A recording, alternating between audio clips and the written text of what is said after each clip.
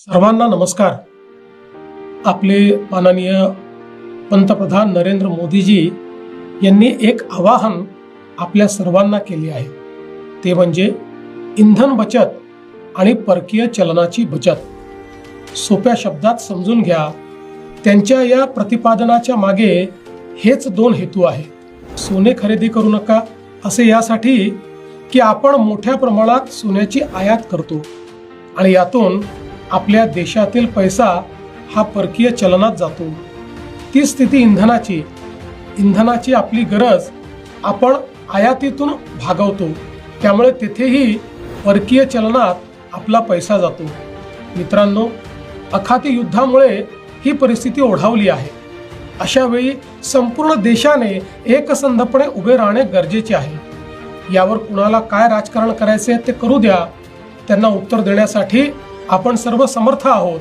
पण आपल्या छोट्या छोट्या बदलातून आपण मोठी देशसेवा करू शकतो, हे तुम्हाला लक्षात घ्यायचे आहे। नवीन वाहन खरेदी करताना शक्यतोवर ई वाहन खरेदी करा।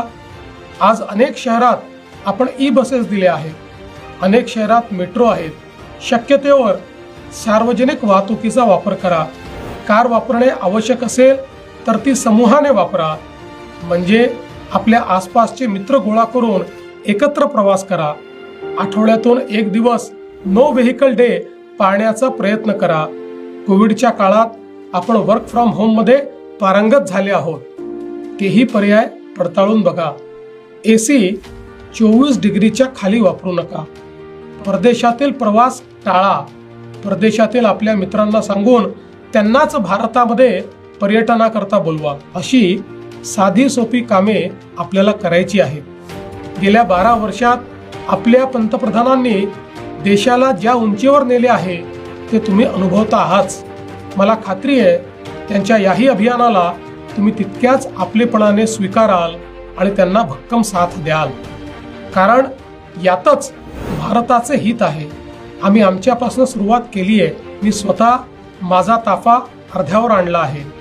मंत्री आणि अधिकाऱ्यांचे विदेश दौरे आम्ही रद्द केले आहेत।